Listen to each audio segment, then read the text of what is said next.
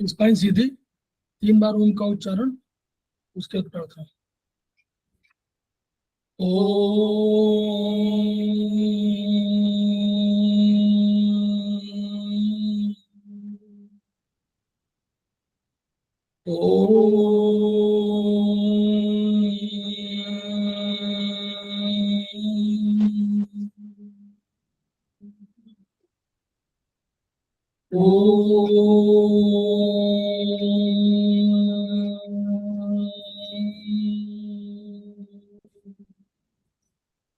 वह शक्ति हमें दो दयानिधि, कर्तव्य मार्ग पर डट जाए, पर सेवा पर उपकार में हम निज जीवन सफल बना जाए।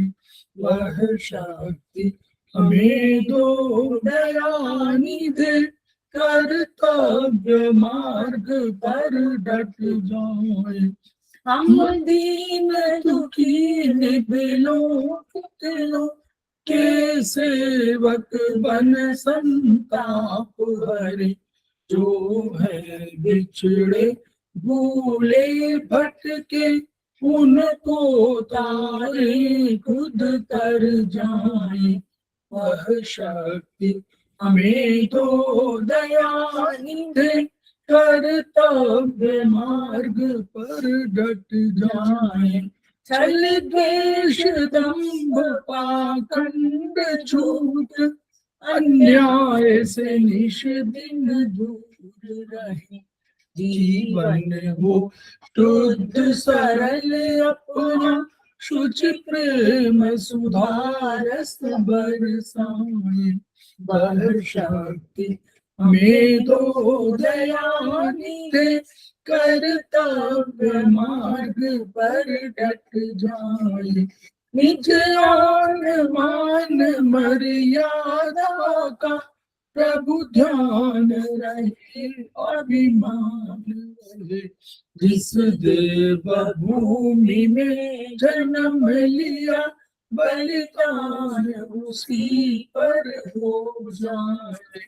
वह शक्ति हमें दो दयानिधि, कर्तव्य मार्ग पर डट जाए, पर सेवा पर उपकार में हम निज जीवन सफल बना जाए।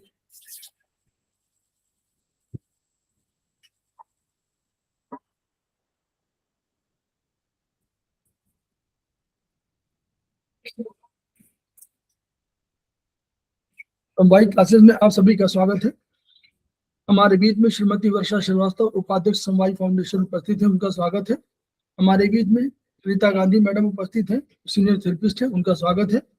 हमारे बीच में अनिल शर्मा मैडम उपस्थित है, उनका स्वागत है, सीनियर थेरेपिस्ट है।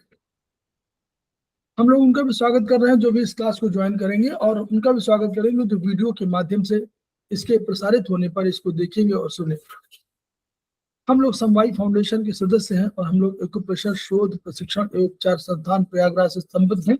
वहाँ के मनीषी ब्रह्मलीन MP खेमका सर के हिमड़ी है, जिनकी वजह से संस्थान को ये शोहरत प्राप्त हुई है और हमारी इस एक्यूप्रेशर विधा को इतनी उन्नति मिली हुई।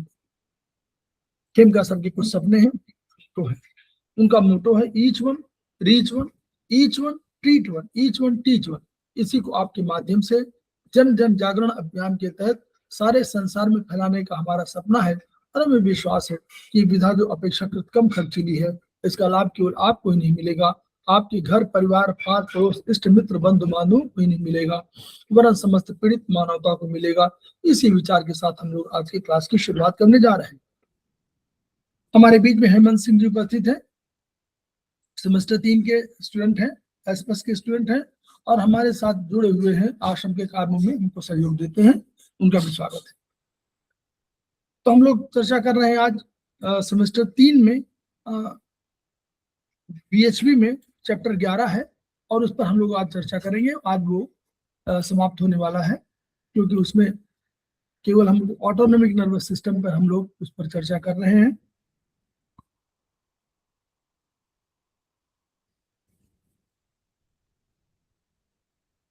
तो इस पर हम लोग लोगों ने चर्चा नहीं किया था, अब हम लोग कर रहे हैं। तो हम लोग जिसको सेंट्रल नर्वस सिस्टम बोल रहे हैं उसको हम लोग एक और नाम से बता सकते हैं, सोमैटिक नर्वस सिस्टम। हम उसको सोमैटिक इसलिए बोलते हैं कि दैहिक है, वो हमारे इच्छाओं पर निर्भर कर रहा है, वो दैहिक है। और ये ऑटोनॉमिक नर्वस सिस्टम क्या है कि जो हमारे कंट्रोल में नहीं है और ये अपने आप हो रहा है। तो यानी कह रहे हैं कि सोमैटिक नर्वस सिस्टम की तरह ही ऑटोनॉमिक नर्वस सिस्टम भी रिफ्लेक्स एक्शन की बेसिस पे काम करता है। हम लोगों ने सोमैटिक नर्वस सिस्टम का एक रिफ्लेक्स एक्शन देखा था कि हम कोई कील चुभती है तो हम अचानक अपना हाथ उठाते हैं। तो ये जो जितना भी जो रिफ्लेक्स एक्शन वाला जो मेन मुख्य, वैसे तो सारे रिफ्लेक्स एक्शन है, रिएक्शन वाले हैं, लेकिन जो रिफ्लेक्स एक्शन जिसको हम कैटेगरिकली कह रहे हैं वो हमारे स्पाइनल कॉर्ड का है। और हम लोग करते क्या है कि हमने कहा ना कि जो इंफॉर्मेशन आई वो ब्रेन तक जाती है और ब्रेन से आदेश आता है और आदेश आने के बाद उस पर एक एक्शन होता है।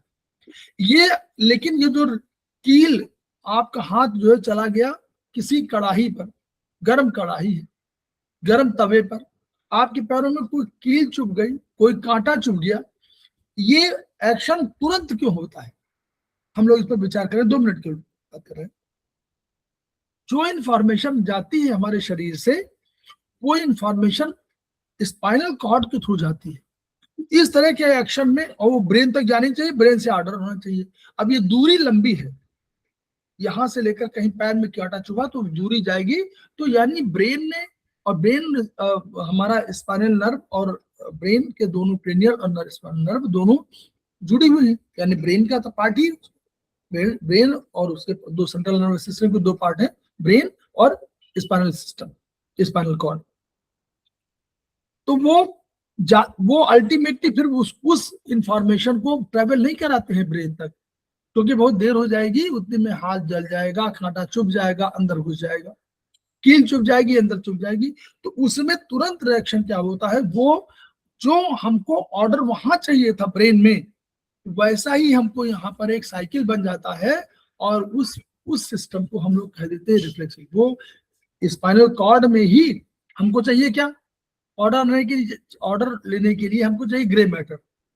तो ग्रे मैटर यहाँ भी है, ग्रे मैटर में ऑर्डर आएगा, तो ग्रे मैटर पहले पहुंचा, फिर ग्रे मैटर ने कोई ऑर्डर दिया, तो ग्रे मैटर ने जो ऑर्डर दिया, यानी जहां बैठा हुआ, जहां सेल बैठा हुआ, जहां हमारा ग्रे मैटर माने बताइए Anil Sharma madam, Hemant Singh, Rita Gandhi madam, grey matter माने हमारी सेल बॉडी में तो कोई बात होगी, वही तो न्यूक्लियस वहीं पर है, तो न्यूक्लियस पे तो एक्शन होगा। तो न्यूक्लियस हमको चाहिए और हमको न्यूक्लियस हमारे पास मौजूद है, यहाँ भी ग्रे मैटर है। तो ग्रे मैटर जहां जहां होगा वहां न्यूक्लियस होगा, तो ग्रे मैटर यहाँ भी है, तो वो क्या करते हैं, ग्रे मैटर तक इंफॉर्मेशन पहुंचा देते हैं और वहीं से एक ऑर्डर आ जाता है, तो वो ऊपर जा नहीं पाता और तुरंत आपका हाथ उड़ जाता है। ये है तो रिफ्लेक्स एक्शन। कह रहे हैं कि ऑटोनॉमिक नर्वस सिस्टम भी उसी तरह फंक्शन करता है, कोई चीज कमी हो ज्यादा हुई और तुरंत उसको यहाँ पर क्या हुआ, तुरंत उसके लिए रिएक्शन हो गया और वो सिस्टम ने कंट्रोल कर लिया।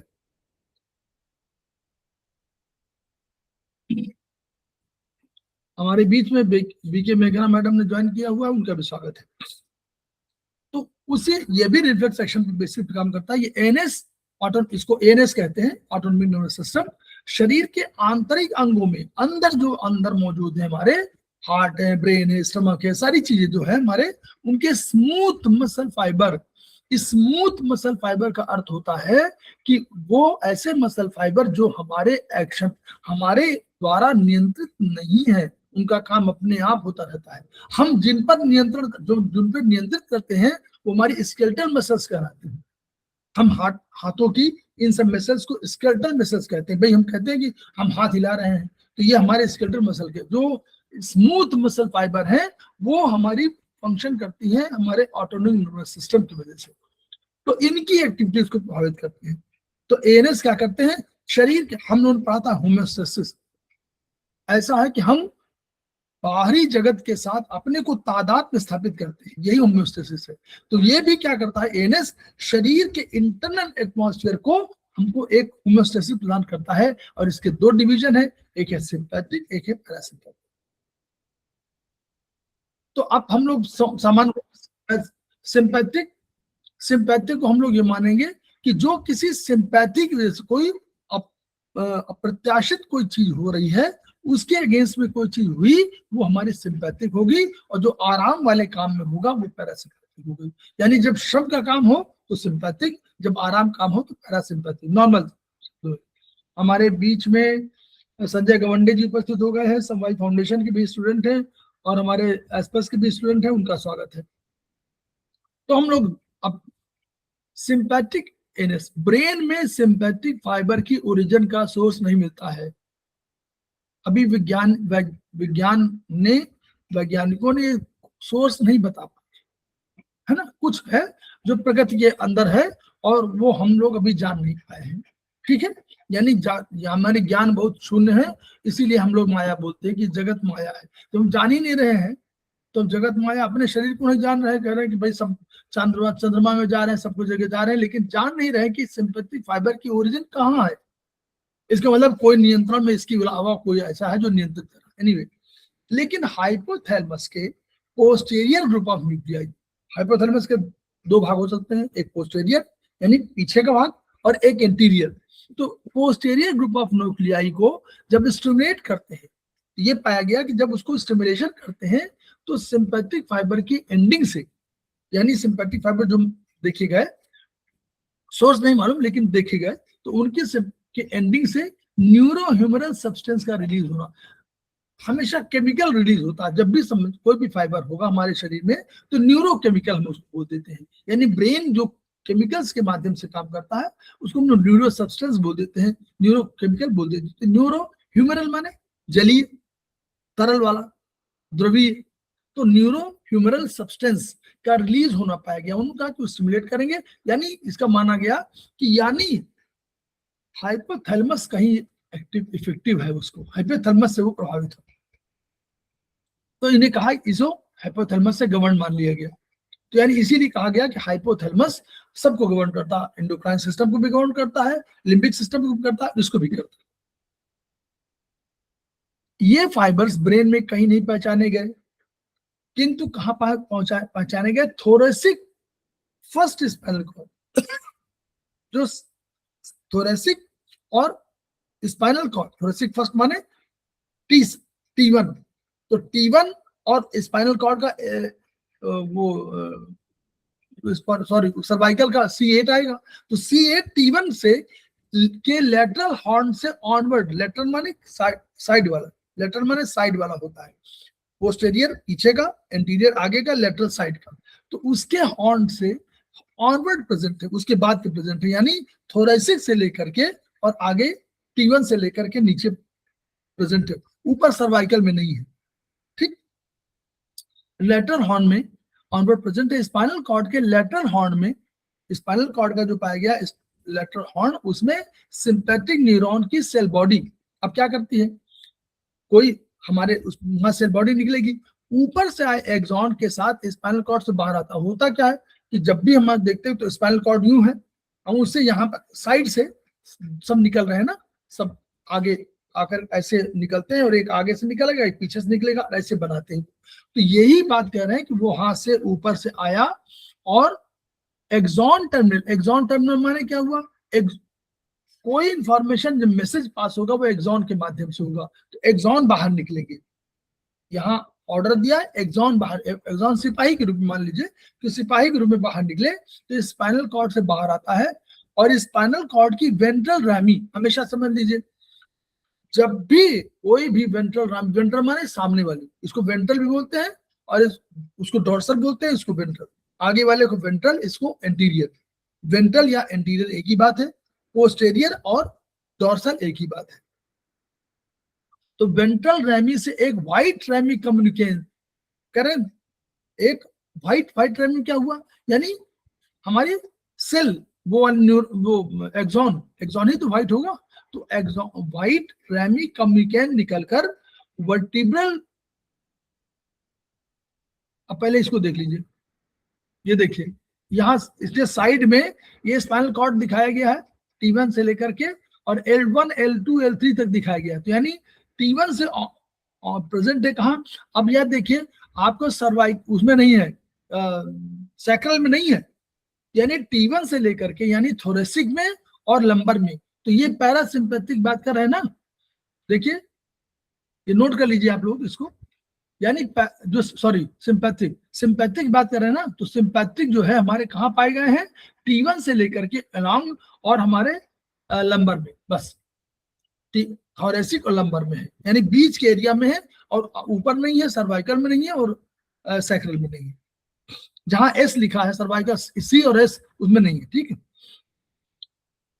अब समझ लीजिए कि ये कह रहे हैं कि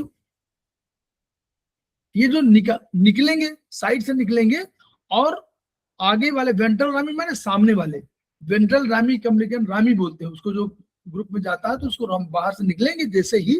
जैसे ही स्पाइनल कॉर्ड से बाहर कोई तंतु निकलेगा, फाइबर निकलेगा, तो उसको तो व्हाइट होगा क्योंकि एक्सॉन है, व्हाइट होगा। रैमी कम्युनिकेशन बोलते हैं, रैमी माने रेमाई, रेमाई आप बोलते हैं, तो जो ग्रुप में निकलते हैं उसको रेमाई बोल देते हैं, बस। तो वो समझ लीजिए कोई नर्व समझ लीजिए। तो नर्व कोई निकली जो एक्सॉन के रूप में निकली, वो आगे चली गई, तो उसके बगल में क्या है, लेटरल हॉर्न में, ये लेटरल हॉर्न में लेटरल चेन ऑफ गैंग्लिया है बगल में। तो यहाँ पर उसके कॉलम के एलोंग बने उसके साइड में पड़े हुए सिंपैथिक गैंग्लियन से कनेक्ट हो जाता है। यहाँ पर एक सिंपैथिक गैंग्लियन पाया गया है। गैंग्लियन का अर्थ हमेशा समझ लीजिए कि यहाँ पर कोई सेल बॉडी होगी। गैंग्लियन मतलब हुआ कि यहाँ पर सिंपैथिक नर्व सिस्टम की कोई सेल बॉडी पड़ी होगी ताकि वो कोई ऑर्डर दे सके।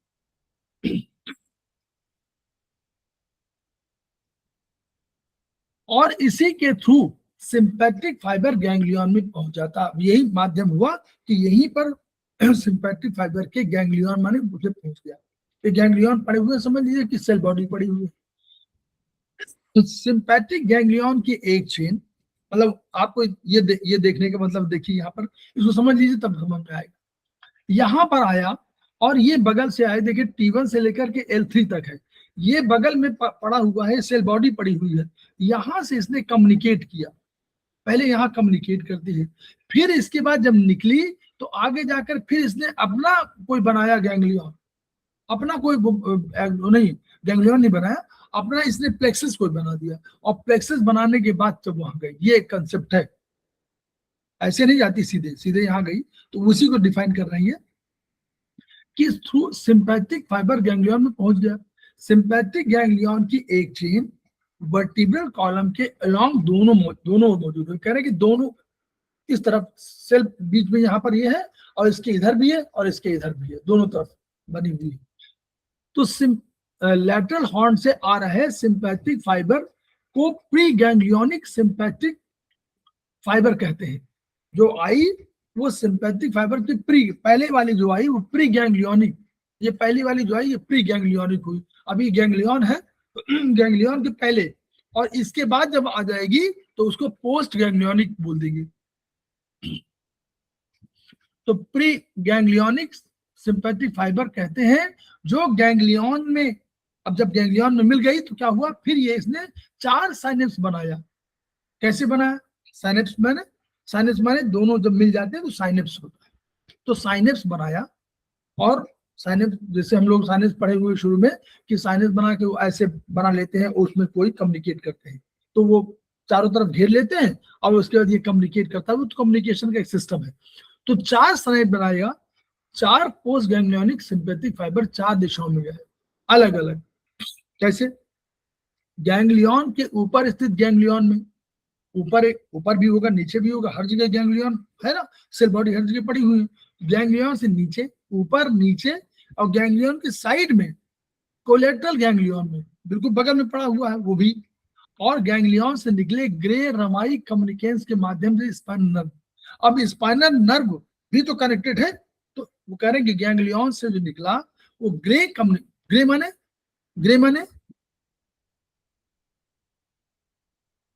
माने सेल बॉडी वाला, एक्सॉन वाला व्हाइट होगा, और ग्रे माने गैंग्लियन वाला यानी सेल बॉडी वाला, तो सेल बॉडी के उससे भी संपर्क करती है, मतलब चार चार साइनस बनाती है, गैंग्लियन के ऊपर, गैंग्लियन के नीचे, गैंग्लियन के सामने जो उसमें है, और गैंग्लियन से कोई निकला हुआ है ग्रे रैमी, मतलब जो सेल बॉडी वाला, उसके माध्यम से स्पाइनल नर्व में, यानी स्पाइनल नर्व से भी कनेक्टेड है, और यहां पर आगे जाकर के फिर क्या करेगी, ये अल्टीमेटली किसी ऑर्गन में जाएगी। Pre ganglionic sympathetic fibres T1 से L3 तक पाए गए हैं। यहाँ पाया गया कि T1 से L3 तक, तो जब भी कभी आए तो आपको सिंपैथिक फाइबर में आपको बताना पड़ेगा कि यह केवल थोरेसिक में है और केवल लंबर में, बीच के पार्ट में। T1 से ऊपर 3 बड़े आकार के गैंग्लियन जिन्हें सुपीरियर सर्वाइकल लेवल पर, मिडिल और इंफीरियर सर्वाइकल सिंपैथिक गैंग्लियन कहते पाए जाते हैं। यानी ये कह रहे हैं कि T1 से ऊपर, देखिए फिर उसको पढ़िए तब समझ में आए, यहां से आएगा। T1 तो यहां था, लेकिन जो गैंग्लियन का बना हुआ है ऊपर, देखिए ये ऊपर सर्वाइकल लेवल पे भी है, इसने नहीं बनाया है, लेकिन वो जो बगल में अलोंग पड़ा हुआ है, उसके साइड में पड़ा हुआ है, उसने बनाया सुपीरियर सर्वाइकल, उसी लेवल पे है वो। तो वही उसी की बात कर रहे हैं कि यहाँ तो निकला T1 से, निकला तो T1 से, लेकिन अल्टीमेटली सुपीरियर सर्वाइकल गैंग्लियन भी उससे संपर्कित, कैसे, उसके बगल में जो पूरा हमारा बना हुआ उसी लेवल पर गैंग्लियन पड़ा हुआ है, cell body. Pre ganglionic sympathetic fibres T1 से L3 तक पाए जाते हैं। प्री गैंग्लियन जो पहले शुरू में देखा, T1 से ऊपर 3 बड़े आकार के गैंग्लियन जिन्हें सुपीरियर, मिडिल और इंफीरियर सर्वाइकल सिंपैथिक गैंग्लियन कहते हैं पाए जाते हैं। क्यों? क्योंकि ऊपर जो दिखाया गया है अलोंग जो पड़े हुए हैं बगल में, वो ऊपर भी सर्वाइकल लेवल पर भी पाए गए हैं। ये कहने का मतलब है। लेकिन प्री गैंग्लियोनिक में हम लोगों ने अपने जो स्पाइनल कॉर्ड में देखा, वहां T1 से लेकर के L3 तक है बस। अब ये इनर्वेशन ऑफ ऑर्गन्स की बात है। कैसे, ये वाला प्रश्न कभी आता है कि हार्ट T1 से T5 तक करेगा, ये आप लोग थोड़ा जरूर समझ लीजिए, ये आपको यहाँ भी पड़ेगा, चाइनीज में भी काम पड़ेगा कि T1 से T5 तक आप करेंगे, तो आप समझ जाएंगे भाई कहाँ, अगर यहाँ पर हार्ट की कोई प्रॉब्लम है तो T1 से T5 तक जो भी आपका होगा, वहीं पर आपका CV14 भी हो सकता है। ठीक है, ये सब चीजें। उसी तरह ब्रोंकी एंड लंग्स में T2 से T5 तक जो एरिया है ऊपर, यानी थोरेसिक जो है कंट्रोल करता है किसको, हार्ट को, ब्रोंकी को, और T5-6 इसोफेगस को, 5वां 6वां, तो ये लेवल है उसका। तो अगर कोई T5 मतलब आपको इसोफेगस में कोई प्रॉब्लम हो तो आपको T5 T6 के आसपास ट्रीटमेंट करना पड़ेगा। स्टमक T6 से T10 सिंपैथिक फाइबर इन जगहों पर इनर्वेट करेगा, यानी इन पर करेगा, कहां पर प्रभावित करेगा, कौन सा सेगमेंट है ये, small intestine T9-10, large intestine T11 से L1, और याद देखिए T12 से L1 तक, T12 से L1 L2 तक हमारा क्या होता है, किडनी, याद करिए, होती ना। विष्णुप्रिया मैडम ज्वाइन कर चुकी हैं, उनका भी स्वागत है। सर नमस्ते। हाँ, किडनी में T12 तक आता है। किडनी आता है ना, तो वही T12 के आसपास से शुरू होता है, तो वही लार्ज इंटेस्टाइन यानी किडनी के आस-पास तो है, इसलिए ये वो कहने का अर्थ है कि उसके आसपास है। तो ये उसका इनर्वेशन का एरिया है। हमारे बीच में बबली सिंह उपस्थित हो गई हैं, समवाय फाउंडेशन के एग्जीक्यूटिव मेंबर हैं, उनका स्वागत है। अब करेंगे descending sigmoid colon and rectum, ये L1 L2 S2 3 4 ये एरिया है। तो कभी आपको ये प्रश्न आए कि हार्ट कहाँ करेगा, तो आपको बोलना होगा T1 से T5, ब्रोंकी करेगा T2 से T5, इसोफेगस करेगा T5 T6, स्टमक और नीचे T स्मॉल इंटेस्टाइन 9-10 में करेगा, लार्ज इंटेस्टाइन और नीचे T11 से L1। तो डिसेंडिंग सिग्मॉइड कोलोन रेक्टम ये आपका L12 S2 3 4, यानी इनमें कोई प्रॉब्लम होगी तो वो रेक्टम वगैरह की प्रॉब्लम भी हो सकती है। ये बनाने का अर्थ है सिंपैथिक में। लीवर गार्बडर T7-8-9 लीवर की बात होगी तो T7-8-9, स्प्लीन T6 से तक, पैंक्रियाज टी टी 6 टी वही एरिया है, स्प्लीन पैंक्रियाज है कि kidney T 10 11 12 L1, ureter T 11 12 L1 S2 3 4, supra renal माने रीनल के ऊपर वाले, किडनी के ऊपर जो बैठा हुआ है एड्रिनल ग्लैंड, तो वो है T 10 11 12 L1, testes ovaries T 10 11, epididymis T 11 12 S2 3, urinary bladder T 11 12 L2 S2 3 4, वही वाला जो यूरेटर वाला है वही ब्लैडर वाला है, prostate T 11 12 L1 S2 3 4, uterus body T 12 L1, cervix S2 3 4, uterine tube T 10 11 12 L1। यानी यहाँ कोई प्रॉब्लम होगी इन ऑर्गन्स में तो आपको अगर ट्रीटमेंट कभी आप देना चाहें तो इन पर भी इस एरिया में ही देना पड़ेगा आपको। यूट्राइन ट्यूब में कहीं प्रॉब्लम हो रही तो टी 10 11, यानी अगर सिंपैथिक फाइबर का कोई प्रॉब्लम यहाँ आ रहा है तो हमको ट्रीटमेंट यहाँ देना पड़ेगा। आइरिस की रेडियल और सिलेरी मसल्स, लैक्राइमल ग्लैंड और सैलिवरी ग्लैंड्स की सुपीरियर सर्वाइकल गैंग्लियन, ये कह रहा है कि देखिए है वहां से तो निकला T1 से, लेकिन सुपीरियर सर्वाइकल गैंग्लियन ऊपर वहां भी कर रहा है। और आप देखिए चित्र देख लीजिए, फिर चित्र देखिए, चित्र देखने से आपको समझ में काफी है। देखिए ऊपर देखिए, यहां देखिए T1 से आया, लेकिन जो बगल में एलॉन्ग मौजूद है वहां पर सुपीरियर सर्वाइकल गैंग्लियन, यानी सुपीरियर इसलिए कहा कि इसके नीचे ऊपर है तो सुपीरियर हो गया। यहां पर क्या कर रहा, आइरिस को प्रभावित कर रहा, देखिए ब्लड वेसल्स हार्ट को प्रभावित कर रहा, वही वाला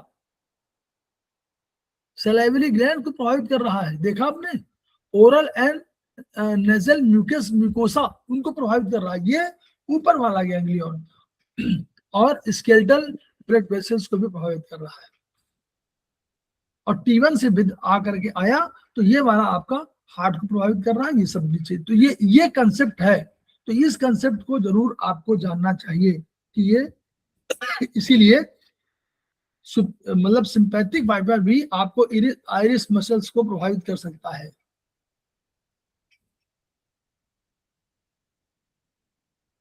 अब और फंक्शन समझ लीजिए क्या है।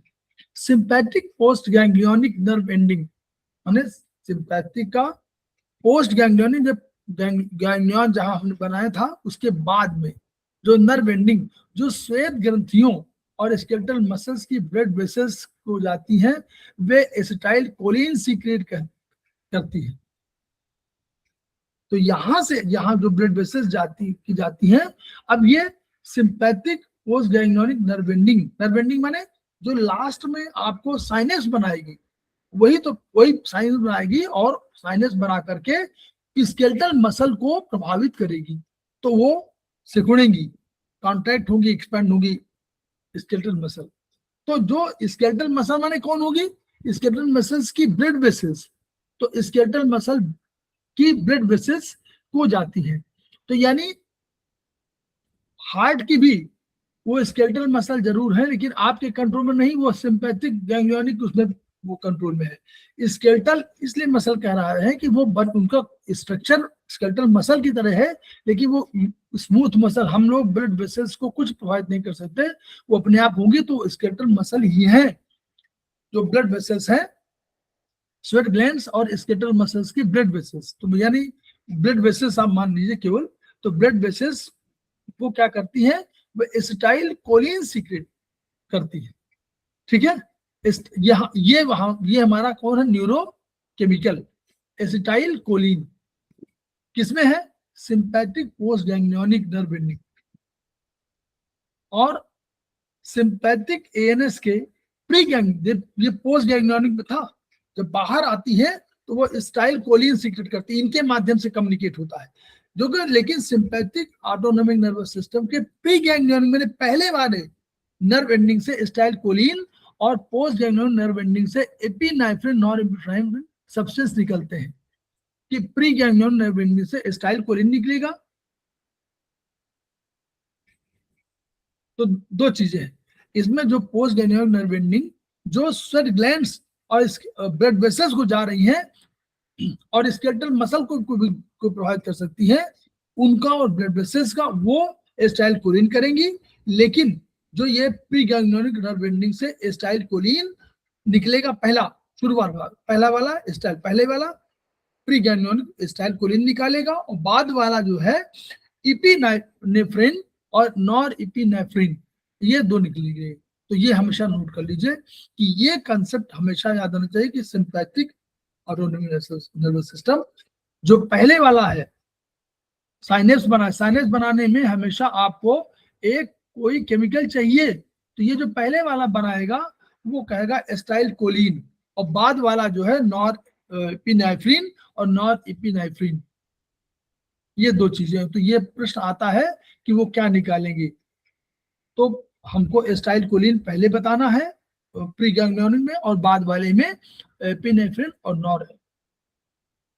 जो अंगों के स्मूथ मसल्स और आर्टरियोल्स पर मौजूद एड्रीनर्जिक रिसेप्टर्स पर एक्ट कर इंपल्स जनरेट कर देते हैं। ये सिस्टम है, ये हम लोग अलग से इसको हम लोग नहीं पढ़ा है डिटेल में, छोटा सा केवल दिया हुआ है आपको शुरुआत में ही। लेकिन कभी इस पर जब हम लोग विस्तार से, क्योंकि विस्तार से जब स्केलेटल मसल का जिक्र होगा तो इस विस्तार से ये चीज बतानी पड़ेगी, ठीक है, न्यूरोमस्कुलर जंक्शन पर जब बताएंगे। तो ये आप दो चीजें समझ लिया आपने। तो पहले वाले कह रहे हैं कि वो जो स्वेट ग्लैंड्स को और स्केलेटल मसल्स को और ब्लड वेसल्स को जा रही है वो एस्टाइल कोलिन सीक्रेट करते हैं, पहली वाली। लेकिन ये कह रहा है कि जो प्री गैंग्लियन में एस्टाइल कोलिन तो करेगी ही, लेकिन बाद वाली जो उनमें एपिनेफ्रिन और नॉर एपिनेफ्रिन, दो चीजें, दो हार्मोनल सब्सटेंस, ह्यूमरल, वही हार्मोनल जो हार्मोन्स निकलते हैं वो है, उनकी बात कर रहे हैं। ये केमिकल मैसेंजर है, समझ लीजिए, ये केमिकल सब्सटेंस है, न्यूरो ट्रांसमीटर इनको कह सकते हैं हम लोग। अब पैरासिम्पेटिक ऑटोनॉमिक नर्वस सिस्टम भी है। पैरासिम्पेटिक एनएस का भी ब्रेन में कोई न्यूक्लियाई नहीं है। न्यूक्लियाई माने कहां से निकली ये किसी को नहीं मालूम, परंतु इसकी एक्टिविटी पर हाइपोथैलेमस के एंटीरियर विभाग, देखिए पैरासिम्पेटिक एंटीरियर से निकला, वो कहां तक निकला था, वो पीछे वाले से, पोस्टेरियर एंडिंग से आया ना, वो सिंपैथिक वाला पोस्टेरियर से और ये एंटीरियर से। संपूर्ण प्रभुत्व पाया गया, इन्होंने पाया कि संपूर्ण प्रभुत्व माने कंट्रोल कर रहा है। इसकी pre ganglion fibres cranial nerve के माध्यम से आते हैं। अब इसके वहां तो इतना लंबा चौड़ा बना हुआ था कि पहला प्री गैंग्लियोनिक है, बाद में पोस्ट गैंग्लियोनिक है। देखिए ये पूरा बना हुआ है। ऐसा कह रहे हैं कि ऐसा इस तरह शायद नहीं है। ये जो बना रहे, ये देखिए बाद में ये जो बन रहा है बाद में, एक और आके मिल गया ना, इसी को हम लोग क्या बोलते हैं, साइनेप्स अलग चीज है। ये बनाएंगे पहले कोई प्लेक्सस बनाएंगे, तो ये प्लेक्सस में यहाँ बनाया उन्होंने, और बनाने के बाद सब मिल गए, और मिलने के बाद डैश डैश डैश करके दिखा दिया गया। इससे ये तय नहीं पाता है कि ये T5 जो है प्रभावित कर रहा है कि T6, यानी 5 से लेकर के और 12 तक कोई भी और कोई भी चीज होगी वो प्रभावित कर रही होगी, किसको किसको, इन सबको। इसीलिए कभी कभी कोई पॉइंट अधिक एक्टिव नहीं होता, क्योंकि मान लीजिए हमने T5, 6, 7 पे किया, लेकिन हो सकता है 12 वाला प्रभावित हो रहा हूं, क्योंकि जब मिक्स हो गए तो यहाँ सब मालूम नहीं पड़ा, यहाँ सब फ्यूज हो गए और फ्यूज होने के बाद फिर चले गए आगे। तो ये इंटेस्टाइन, स्टमक, लीवर, स्प्लीन सबको प्रभावित कर रहे हैं। हम लोगों को मालूम नहीं, हम 5-6 में कोशिश कर रहे हैं, वो है ये गैंग, देखिए लिखा हुआ ना, ये गैंग्लियन का सुपीरियर मेसेंजरी गैंग्लियन बनाया हुआ है, ठीक। इसीलिए कभी कभी परेशानी हो जाती है।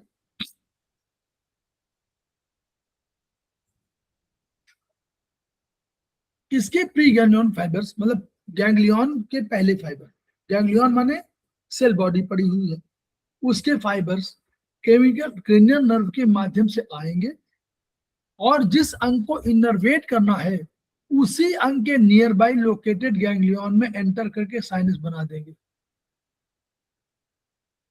वो कह रहा है कि भाई ये इतना झंझट नहीं पालते कि भाई पहले प्री गैंग्लियन बना है फिर उसके बाद हम जाए ना।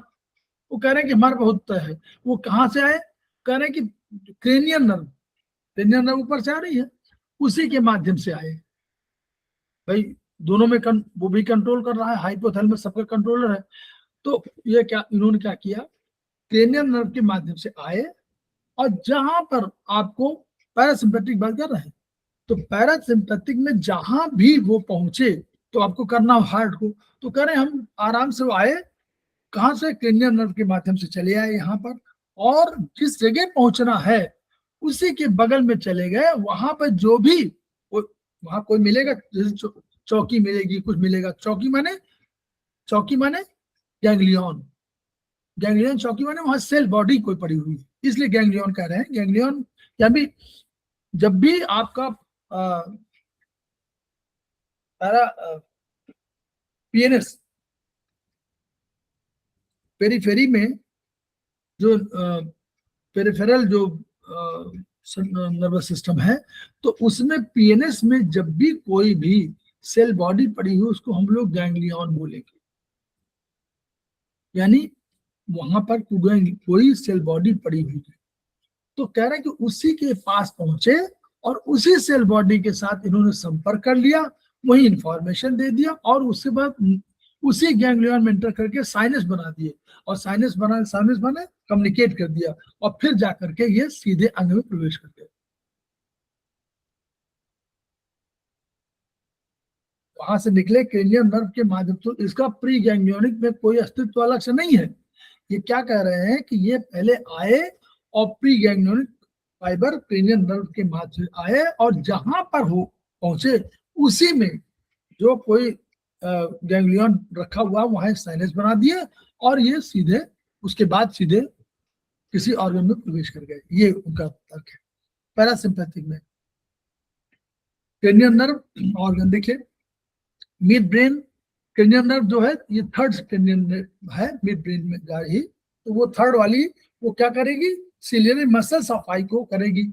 मेडुला सेवेंथ क्रेनियल, ये लाइक्राइमल ग्लैंड को, म्यूकस को, membrane of nose and palate को, सब मैंडिबुलर सबलिंगुअल को, फिर मेडुला से जो मेडुला से निकली हुई है, ये उनका क्रेनियल नर्व का वो दिया हुआ है न्यूक्लियस कहाँ पर है, मिड ब्रेन में थर्ड क्रेनियल का है, और सेवेंथ है मिडुला, और नाइन्थ है मिडुला। ये parotid salivary gland, mucus membrane of mouth, फिर ये मेडुला 10वां क्रेनियल, ये 10 नंबरी का नाम मालूम है क्या नाम है, तो बताएगा?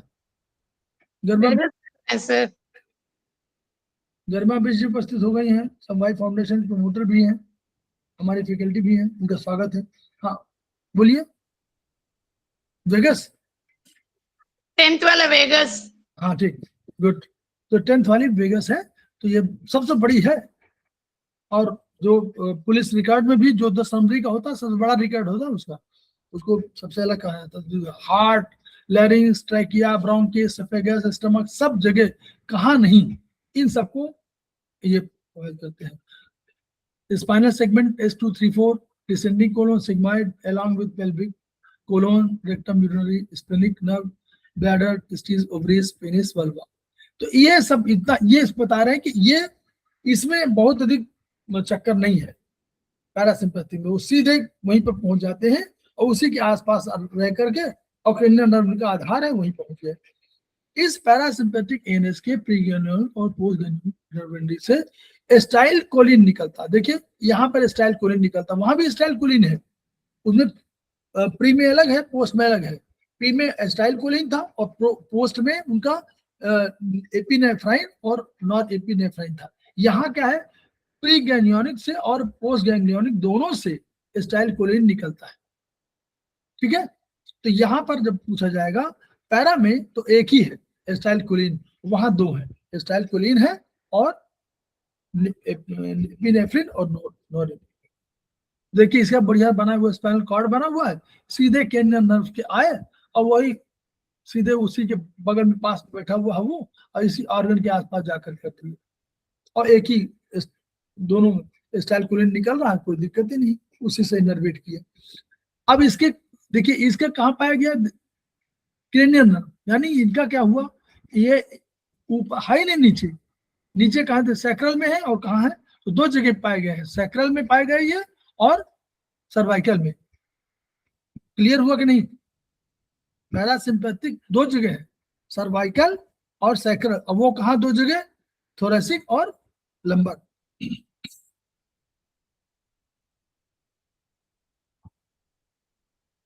ये दिख रहा ना? ये अब समझ में आया सबको? नहीं समझ में आया? बोलिए, बताइए, जल्दी बताइए। Hemant Singh, yes sir. ये जो पैरा वाला है, ये देखिए दो ही जगह, ऊपर सर्वाइकल देखिए लिखा हुआ है और नीचे जी नीचे सैक्रल, इसमें तो दो जगह पर केवल ये है। और वो जो पहला दिखाया था सिंपैथिक वाला, वो हमारा दो जगह था, वो थोरेसिक से लेकर के और लंबर तक था। वो नीचे सैक्रल में नहीं है और सर्वाइकल में नहीं है। इसको हम लोग, इसको पढ़ना, इसको पढ़िए। देखिए नॉर्मली, देखिए पैरासिम्पैथिक रिएक्शन और सिंपैथिक रिएक्शन को थोड़ा समझते जाइए, बस इतना है।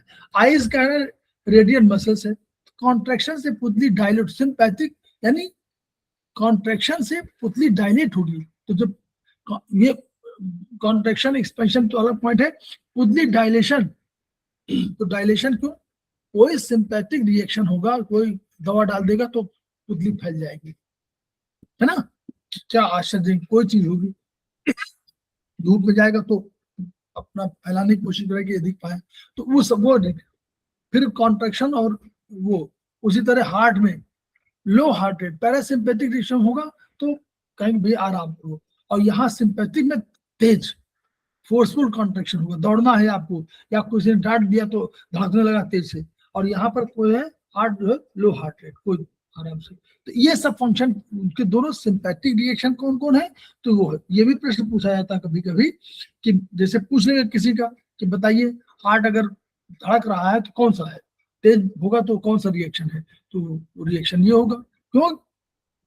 हार्ट सामान्य है, लेकिन सिंपैथिक रिएक्शन आया तो हार्ट को बढ़ाना पड़ेगा, दौड़ना पड़ेगा, दौड़ रहे हैं ना आप, भाग रहे हैं, आप चिंता में हैं, तो आपको हार्ट रेट बढ़ाना पड़ेगा। और पैरासिम्पैथिक, आराम करो यार, तो आराम कर लिया तो लो हार्ट रेट हो गया। इस तरह कंसेप्ट, ये कंसेप्ट है। स्टमक के भी है, वो डायलिटेशन होगा, जब खाना आया तो आपको करना पड़ेगा, इंक्रीज करना पड़ेगा। आराम कर रहे हैं तो सब काम करिए, और इसमें थोड़ा सा प्रॉब्लम है तो डिक्रीज कर देगा। इसीलिए कहते हैं ना कि जब आपको भोजन किया है तो आप और सब अभी कुछ काम मत करिए, नहीं तो फिर वो क्या होगा, उसको आप नहाने लगेंगे तो वो एक्टिविटी कम हो जाएगी, दूसरी बढ़ जाएगी। ये रिएक्शन पूरा अलग सबका दिया हुआ है कि यूरिनरी ब्लडर होगा तो मसल्स कॉन्स्ट्रिक्ट करेंगे तो यूरिनेशन होगा, उसके बाद फिर डायलिटेशन होगा, और ये सब है। वही सब पूरे उसका पढ़िए, और उसको, इसी को पढ़ करके आपको क्वेश्चंस में एक आध चीजों का इसी में आपको मिलेगा। एक आध प्रश्न आते हैं इसमें, एक दो प्रश्न आ सकते हैं इसके, रिएक्शन में आते हैं, लेकिन ये जरूर आता है केमिकल वाला। कौन सा केमिकल, इसको हम लोग याद करना है कि पैरासिम्पैथिक में केवल एक ही निकलता है, एसिटाइलकोलिन, और उसमें दो निकलते हैं, एसिटाइलकोलिन और एसिटाइलकोलिन, और उसके साथ दूसरा कौन सा है, इपिनेफ्रिन और नॉर इपिनेफ्रिन। और ये आपका एरिया कौन सा, इस एरिया में कहाँ कहाँ इनर्वेट करेंगे, ये आपका। तो यहाँ पर हम लोग, और हम लोग हो चुका था हम लोगों का, यही बाकी था ना, जो सेमेस्टर 3 में देख रहे थे वो यही बाकी था। गरिमा मैडम यही बाकी था शायद, वही रेगुलर, आप रेगुलर रही तो बता रहा हूँ। संजय गवंडे जी यही बाकी था, आपको बता दे रहा हूँ। इसके जी बाद सर। और बाकी नहीं था, बस यही था, और यही पर हम लोगों ने खत्म कर लिया। हेमंत सिंह जी यही बाकी है, और इसके अलावा आप जो वीडियो पढ़े हुए हैं उनसे आप लोग पढ़ सकते हैं। विष्णुप्रिया मैडम वहाँ देख सकती है, उसमें मिला हुआ सेमेस्टर 3 का जहाँ होगा वहाँ सब ब्लड वाले में सब वो ये मिला हुआ है बीएचबी में। और बीएचबी का फुल फॉर्म कभी कभी पूछ लेते हैं कि what is the full form of BHB, तो कभी मत कंफ्यूज करिएगा, बेसिक्स ऑफ ह्यूमन बॉडी।